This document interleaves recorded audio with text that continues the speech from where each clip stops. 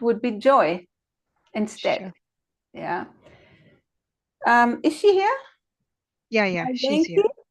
Yeah, she's here. Okay. So Malvenki, before I share my own point of view to you, I would like to inspire you to perhaps dive into your own self and share to us what emerges from your own self in response to this sadness that is sitting inside you. I'm sure you must have had some thoughts about it, some reflections, and some wisdom even emerging. And yeah, perhaps you have to share it out aloud so that you can become aware of it, your own wisdom sitting at the bottom of your being. Because in my understanding, whatever the body, our bodies, emotional or mental or physical bodies experience, it always speaks from our soul and wants to guide us to, back to the soul, to the harmony that is our nature. So if you will, would you share to us what's your own inner, maybe intuitive feeling in regards to this, your inner sadness? Malvenki? Maltiji, if you're here, you can unmute yourself, please. You want to share?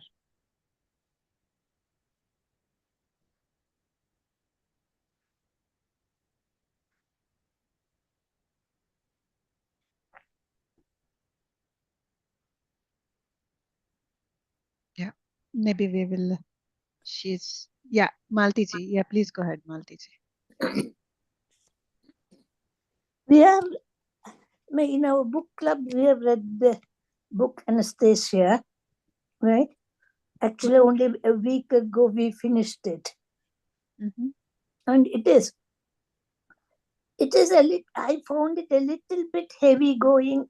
However, she was such a, how do I explain with my mind? I mean, everything that she did or she said made a lot of sense. She was a girl of nature, actually. She respected the nature. She lived in the forest on her own. Many a time she didn't even wear clothes. Okay. And she talks. What I found was the conversation between Anastasia and Vladimir. She knew much more than him on every subject. Yeah. Right? Maltiji, here the question Irena was asking you is about the question that you have raised last week about your inner sadness. Yes. So she's asking what is it that that you feel about this inner sadness? What comes to you? Yeah. So that is what she's asking. The inner sadness is around losing my husband. That is one thing, right? And because he is not there, what I find is people don't come because, and that causes a lot of loneliness. Loneliness. Because there's no man, so, a couple won't come, right? Because there's no man to talk for them to talk to and things like that. So slowly, they all sort of stop and disappear. And that has resulted in loneliness inside me, really loneliness. And that creates so much of inner sadness, actually, because I'm a person who likes people around me. I've grown up in a joint family, and I've always had people around us, okay, to talk and to fight and to argue and everything, okay, yeah. And but everything seems to have gone now out of my life completely.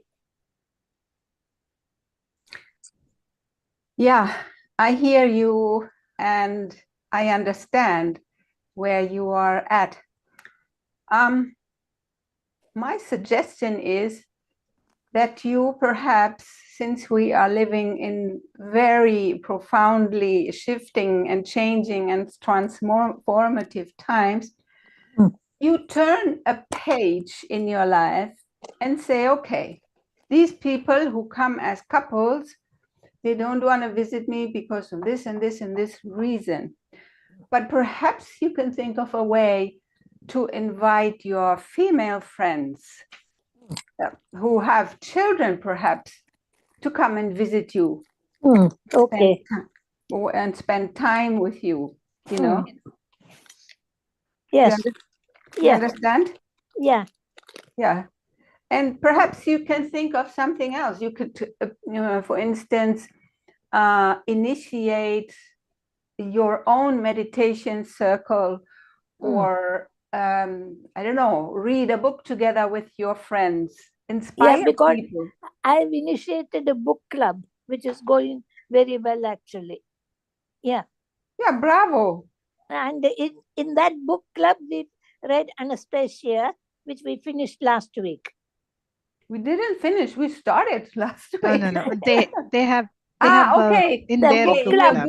Okay, The book okay. club has finished it. Oh, I last understand. week. Yes. Yeah. Okay. So, okay, I'll try that. I mean, I will try that. Yeah, you see, you have multiple possibilities. You just have to open your mind and receive the idea, and just be adventurous enough to try out new ideas. So then you can perhaps also release the thought that people will not come to visit you because your husband is not there. Yeah. Because at least you are there, and people come to visit you and spend time with you. Yeah. Right? Okay. Yes. I will come and visit you. Oh, that will be lovely, really. It will be Where really are lovely. you? Where are you? I am in Bournemouth, London, England. Oh, yeah. Okay. All right. Well, I'll think about it, how we can do. Okay. Oh, you're welcome. You're welcome. Thank you so much. Anytime. Yeah. And please take good care of yourself, because, another aspect is you understand why the sadness is there. And the opposite of sadness is what? Is happiness. Joy. Happiness. Yes. Happiness. Happiness and joy. So you could always choose to be in joy, just by being with yourself. Okay. Because you are somebody, and you are the closest person that you could ever meet in the life. That's right. That's right. Yeah. So you have all the time to get to know yourself better, to play with yourself. Yes. To tickle yourself.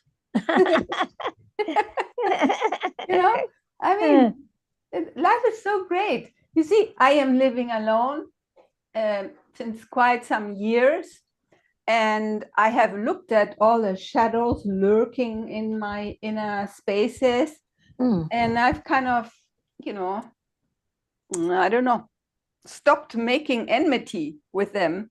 Yeah. And rather created, Yani, a relationship with them. And so we are friends, and they become more and more harmonious with my soul self. Okay. So, and as this happens, my happiness is rising by the day. You can ask Madhu. She knows me since long, and she has, I guess, witnessed my inner evolution to some extent. And I don't think I've ever been as happy and joyful as I am now, and there is no end to it. Yeah. So I Okay. think you can do the same. Okay, I will. I'll try. I will definitely try. You will succeed. Yeah, I will try. If I can do it, you can do it. Okay. Everybody can do it. Okay. Thank you. Thank you, Irene. It's my pleasure. Thank you. Thank you. Next time you tell me. I will. Right? Definitely, I will. Good. Great, sister. Okay, and now to this big question, the request of Madhu to narrate about how Vladimir and Anastasia met for the first time. I think I have to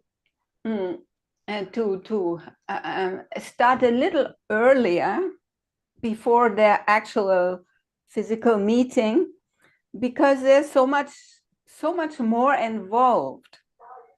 So I'll try to make the not so important stuff very short. Vladimir was an entrepreneur, and he furnished a fleet of ships to traverse up the Ob River into the depth of the Siberian taiga.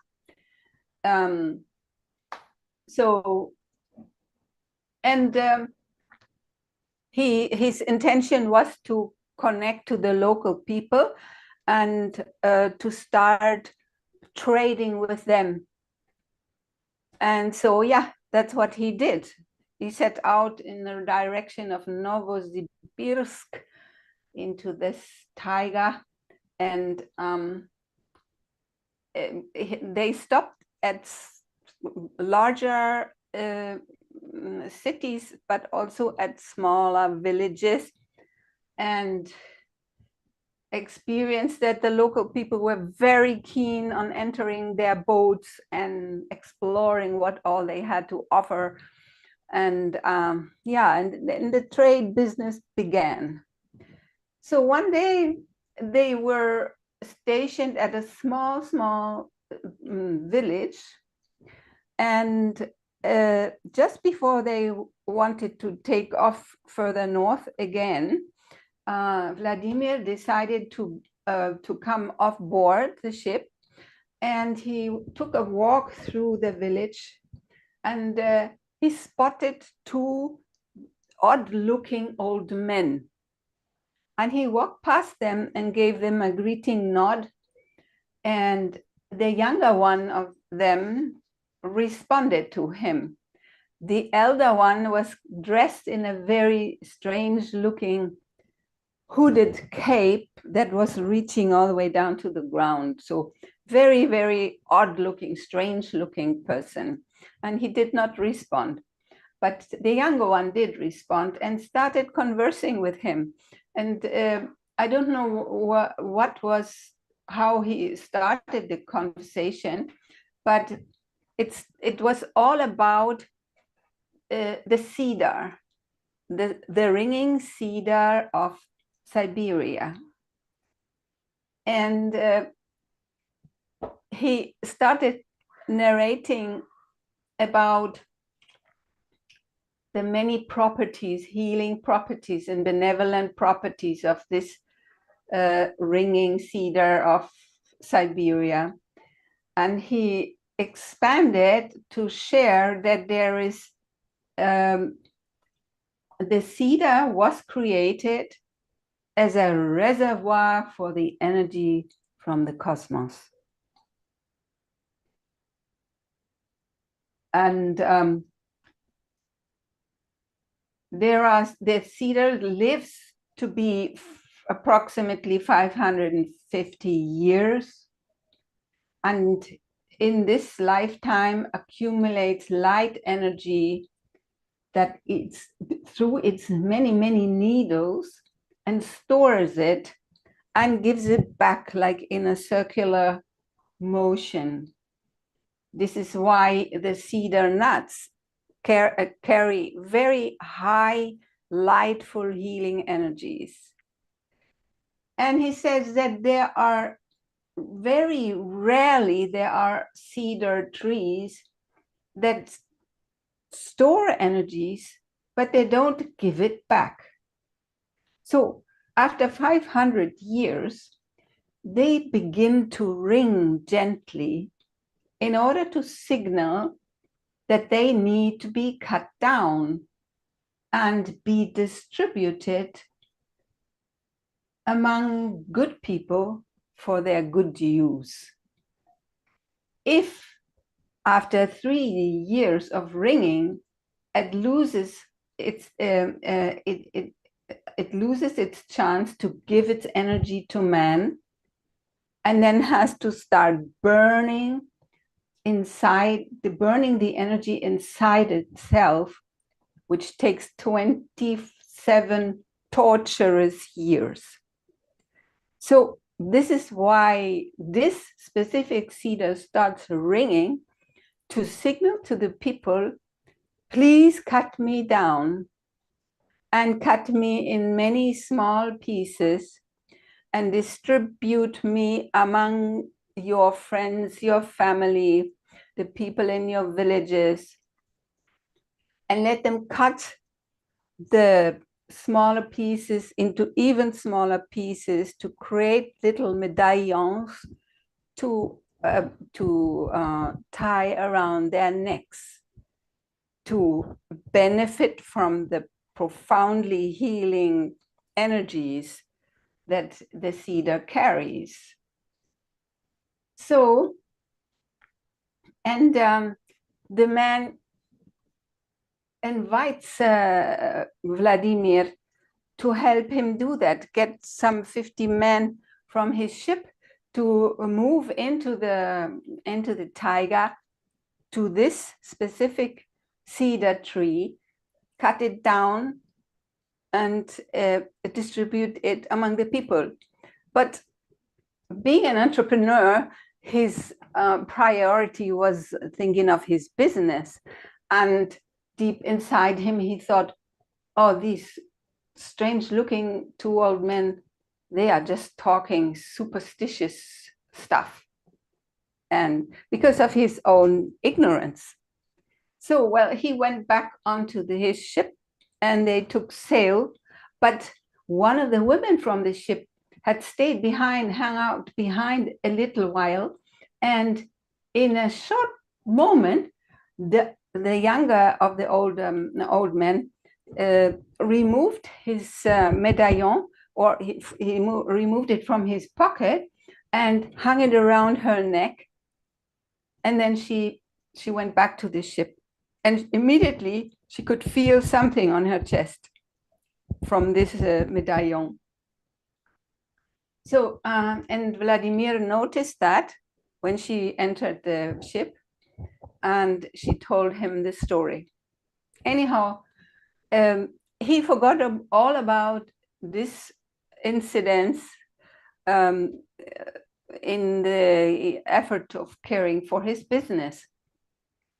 But when he got back to, I guess it was Moscow or wherever he was living, he started thinking about this encounter, strange encounter all of a sudden, and he decided he would explore and research about the cedar.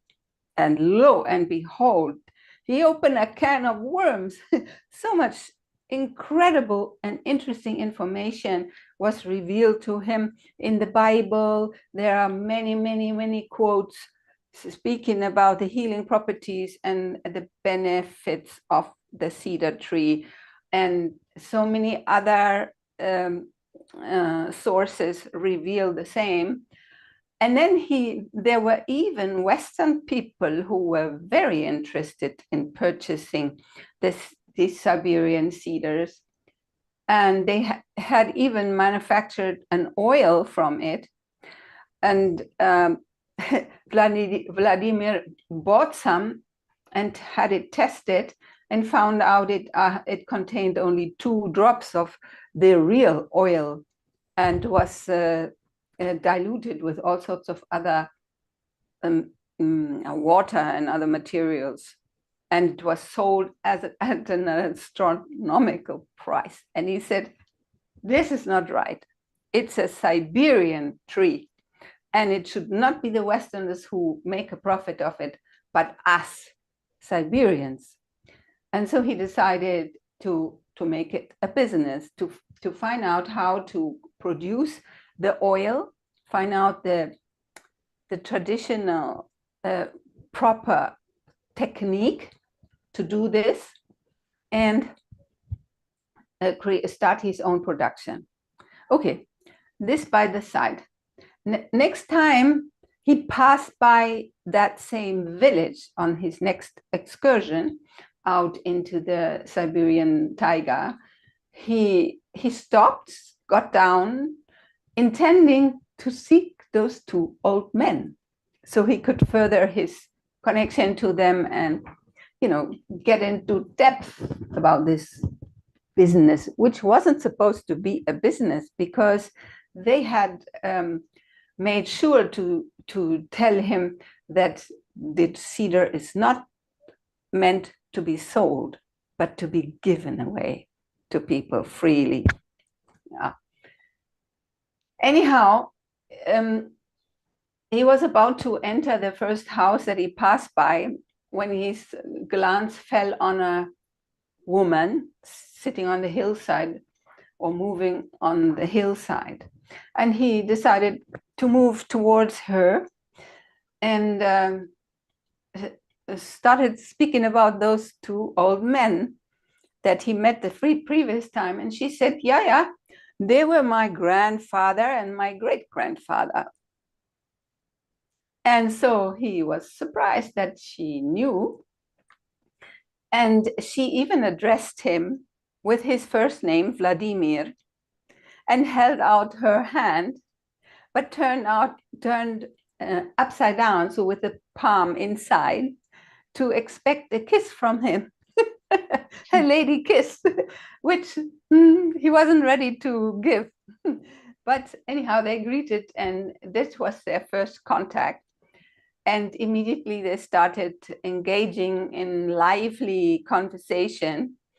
And Anastasia invited him to follow her to her home, which is 25 kilometers hiking through the wild taiga without a street or a path or anything like that.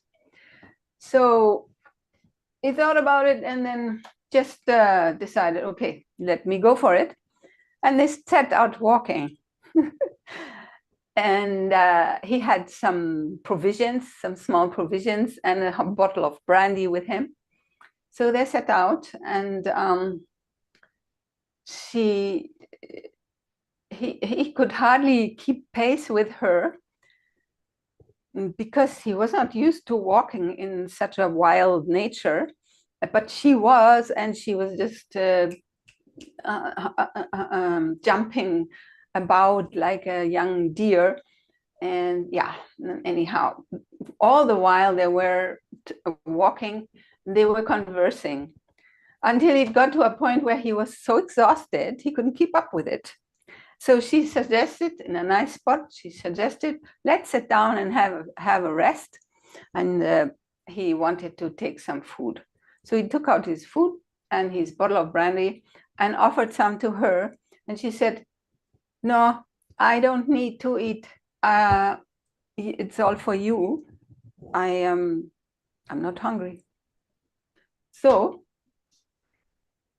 and then she moved away from him, let him eat, moved away a couple of steps, and she removed her boots and her skirt, and she removed her head cloth. And what was revealed to him was just taking his breath away. She was there left in her, I guess it was her underpants. I could not find the translation for the word that she used. And when she opened her head cloth, a cascade of red hair or golden hair fell down behind her, and she revealed her beauty in such a way that he was like grasping for air and almost swallowing his brandy. So, and he couldn't take his eyes away. He was mesmerized by so much female beauty. And so he moved towards her, attempting to touch her, to hug her, to kiss her. And upon which she just said, and then he fell unconscious. He lost himself completely. He was gone. And he came to upon her saying, Vladimir, calm down, all is well. So, yeah, well, he realized he had gone too far. Anyhow, she stashed her clothes into a tree trunk, and they started continuing their hike. He was reflecting upon, should I turn back? This woman is a weird being. There was some fear rising in him. So, but after some reflection, he decided, no, he will have to go on. So yeah, and on they went. And then after some time, he almost fell. She took his bag, his rucksack from him and carried it, and she was bouncing around like, very lightweight, whereas he was struggling across all these tree trunks and what have you, and could hardly keep up with her pace. And there was a moment where he was almost falling, and she turned around in a jiffy and held her hand on his chest and pushed him back up as though he was like a leaf on a tree, So then he sat himself down, and she did something with her hands on the spot where he had injured himself. And after a little pause, they went on until, after another long time of hiking, finally, she threw down the backpack and said, so here we are, welcome to my home. And he looked around and he saw a beautiful glade with lovely trees and flowers. But there was no house, no edifice, no building, not even a hut. So he asked, but where do you sleep? How do you protect yourself from the weather? And where do you eat? And he was completely taken aback. Where have you taken me? Kind of thing. So she explained to him that she does not need a house. She has always been living like this. And this is how her people have been living for millennia in the cold environment of the Siberian taiga, So without a house, most of the time without even clothes, and regarding the food, he was worried. He thought, you must have a very hard time to nurture yourself. He was looking up at the cedar tree and saw the cedars, the nuts are hanging very high. So how to get up there? And so she just went like this. And after a short while, a squirrel came it carried one of those pods and started bringing the nuts out, and then started to peel the nuts and pile them up in a heap beside her. And then in the course of time, many other squirrels joined this one, and the pile of nuts grew by the moment. So she was demonstrating how everything on this beautiful planet was created to make life very easy and very simple, so that humans will not have to spend their thoughts on such trivial things like making food or storing food or having a house and things like that. They were just meant to live in harmony with this environment that they were finding themselves in, and they managed it very well. So yeah, then of course after this long trek, Vladimir was exhausted, he was tired, and he wanted to sleep. So he was wondering, where's a bed for me? I didn't bring any gear to spend the night. So, and then she took him to her, like a cave, a burrow in the ground. And he crawled in there and realized that she had furnished it with the smaller twigs of the cedar and with a lot of grass and hay. And as he entered, he smelled a wonderful smell there, a scent that was inviting and calming. And so he could feel really homely there. And immediately he just slumped down, he opened his arms to the sides and noticed that his hand fell onto a warm and soft fur of kinds. And that was when he went, he was gone.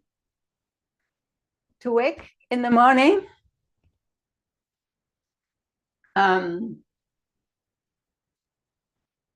to see Anastasia outside the cave, in the entry of the cave. And she was making some kind of sound. And that piece of skin, fur, that he had put his hand on started moving. Oh my God. And he realized, oh, this is a bear. Oh my God. He got the shock of his life, and he was angry. He was shouting, how could you do this to me? This wild animal could have eaten me up, torn me to pieces and eaten me up. So yeah, and then she explained, no, never would this female bear do anything like that. She loves to serve and to do good. So she will never think of any bad thing. So the bear crawled out and went away. And yeah, this is how his first day, so to say, in the taiga took off. And, all the while that they were together, there was a lively conversation about many things. Forgive me, I could not remember them all. And of course, about exploring her home in various ways. Like they would together walk down to the lake and jump in and take a refreshing morning bath. And then she would do some crazy, almost acrobatic feats together with the animals, playing with the animals, that he was just looking on and wondering, what kind of a woman is this? Because it was unbelievable what his eyes perceived. Yeah, and so this day went on with intense communication between the two, where he got explained many things about her life, how she lives it, how she enjoys every moment of it, all the gifts, the sun, the warm sunlight, the nature around, the animals, her interaction with the animals, so beautiful and so peaceful. Yeah.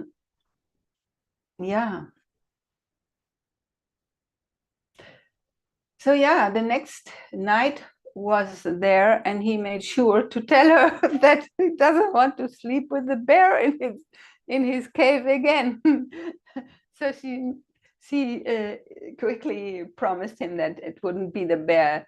If he likes to, he would be sharing the burrow with her. So okay, so that together they crawled in, and what happened? He started thinking of a long, unfulfilled wish he was carrying in his bosom. And that was the wish for a son. So, and somehow he unconsciously placed his hand, one of his hands on her breast. And then he found her hand on top of his hand. And so the inevitable started to unfold. But it started to unfold in a way that ordinary humans don't experience. I think you're understanding where this is driving. A man and a woman together, and both carrying the wish to create a son. What happened? It had to happen. But it did not happen like his previous attempt while they were walking. It happened in a way that he himself cannot even today explain. What more to say about this encounter other than the next morning he felt himself lost for explanation, for understanding what happened, but in an extremely exhilarated state of mind, really like ecstatic and filled with light. And he was like just wondering what has occurred. Yeah, and so the last day was here, and the conversations were rolling nonstop. And Anastasia also explained to him more about the healing properties of the cedar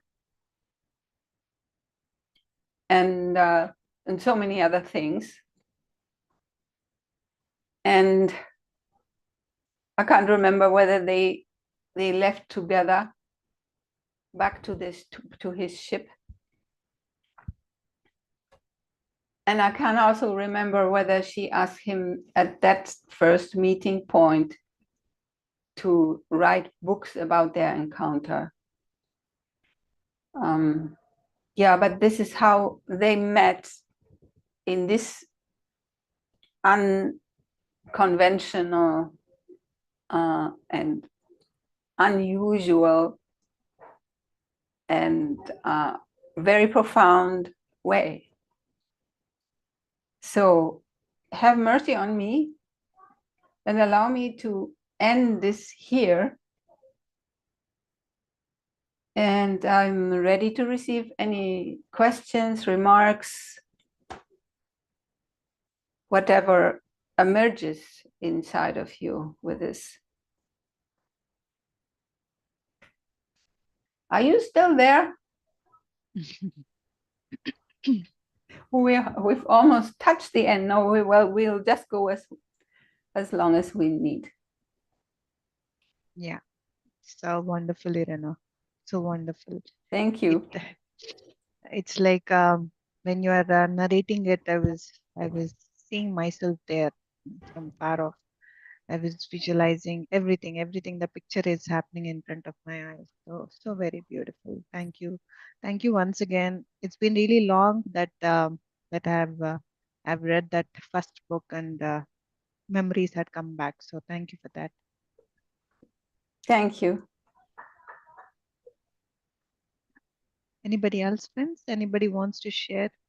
Yes, Vindhyaji, please go ahead, Vindhyaji. Yeah, thank you, Madhuji. Thank you, Irena. Ma'am, very beautifully narrated.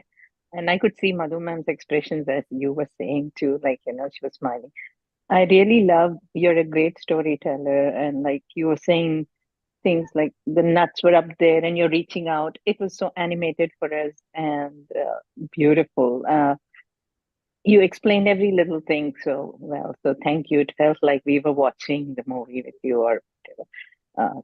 Very, um, I loved the bluntness with which you explained and, very clear, nicely about Anastasia. So thank you again for doing this. Thank you, Madhu ma'am, too. Thank you. Thank you. Thank I you. was trying my best because It is. there's so much material, and how to share this in a concise time. Yani. But the question was how they met. So I hope I conveyed the most important aspects of it. Yes, you did. And even about the cedar trees, I didn't know. And the way you explained a lot of information, how, like, after 500 years, that they will actually send a message to become. That is interesting. I didn't know about that. Very Thank you. interesting. Yeah. Thank you. And that there are two kinds of trees, some that there's only this special tree, special kind of cedar that does not exchange its energy with the cosmos, it just absorbs it until it reaches age. And then it's so full, it has to be cut down, otherwise it will burn from inside. Wow. What a concept, huh? I know. I mean, this book is full of wonders, which we, in our strange civilization, are bypassing for some reason. But we can return. And just one small comment I wanted to make. I know Shaji is waiting to. But earlier, when you asked Maltiji was talking, I just wanted to comment on that. When Maltiji was sharing about, friends not coming over and after she lost her husband, she reminded me just last year we are close friends. We live in America here, and one of our very close friends lost her husband. She's a doctor too, and we were devastated because they're all our age, and it was a sudden, unexpected, and they have two daughters. So we reached out, and I tried to be with her as much as I could. But she's very strong. She actually taught us a lot more than what we could help her. She's found things to do. She tried to do a lot of volunteering activities, and like at being doctor, blood donations and other events she organized. So she kept herself busy, even in temple activities. And so more than us helping, we could see she's coming out. But then, like when Maltiji was saying, I could think of it like, the man not being there. I could see my husband not finding it. He wants to go say hi, but not finding it comfortable, just like not him, but everyone. We can see she also is hesitant to join our groups as couples when we have gatherings. And when Malti was saying, I'm also trying to, same thought had come to me a few days back that we should go independently visit. She might be missing, that communication with men too, which never occurred to me before. Like, when Malti was saying, I felt. So thank you for pointing that out, Malti. But I know time will heal because right now my husband and all are missing their friend too, and they find it awkward when they go, they're missing, they're thinking of him. So I'm sure she has been strong, so that we are all kind of letting her grow out of it. But maybe if you have pointers, you can tell from your viewpoint. I just wanted to share that. Thank you. Thank you. I think it depends. It always depends on the individual person. We're all so different, I know. And obviously, if your companion leaves you for good, you will feel it.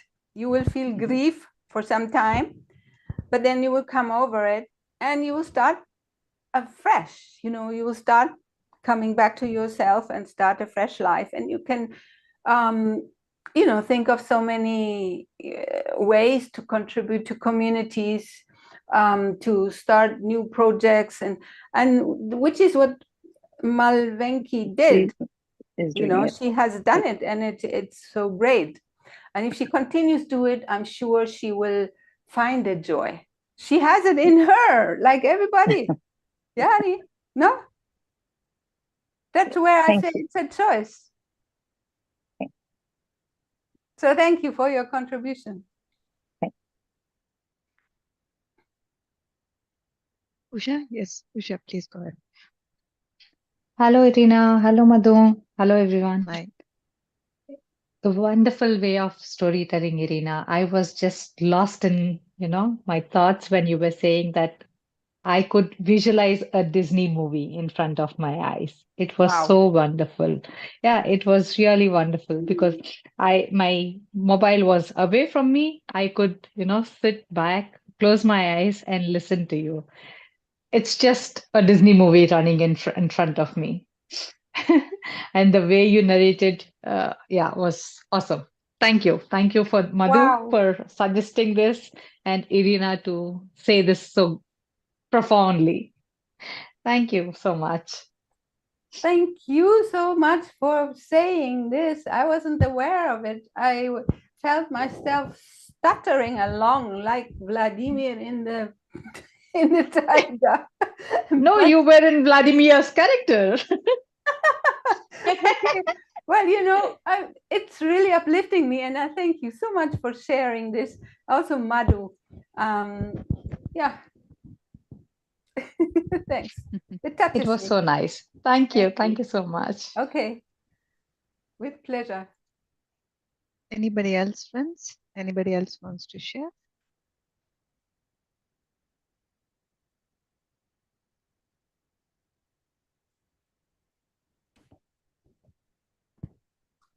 Okay. So I want to ask you, Irena, what is it that you're going to present to us next week? Well, that depends on what you want to hear.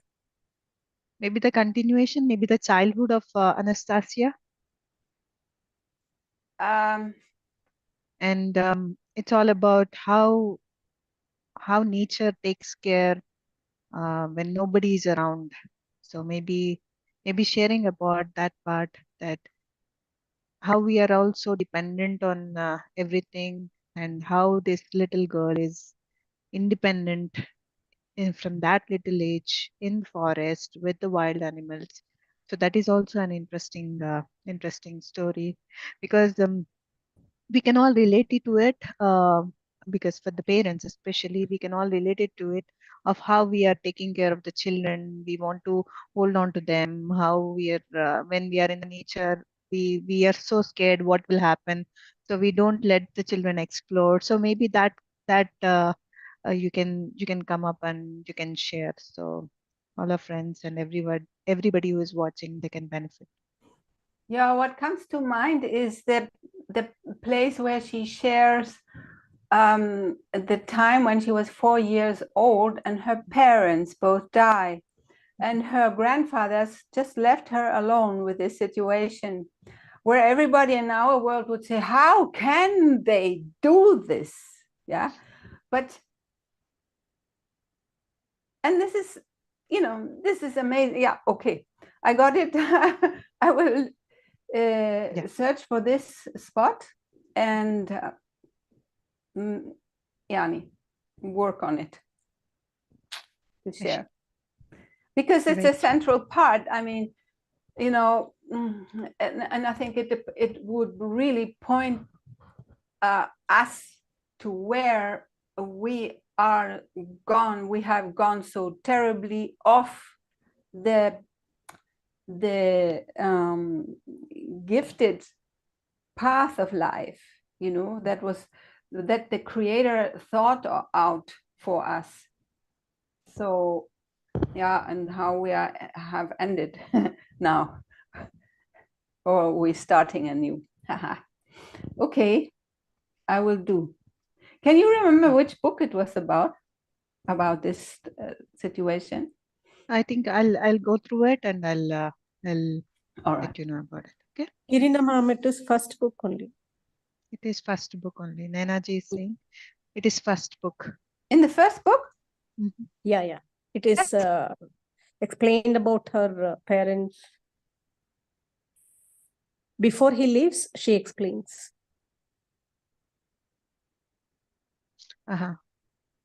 Before Vladimir leaves to the Yeah, the third boat? day he's supposed to go. So they Okay. have a lot of discussions like about technology. And Vladimir is somewhere, you know, when she explains about the healing properties of the cedar, he's interested to do the business. He kind of wants to make money.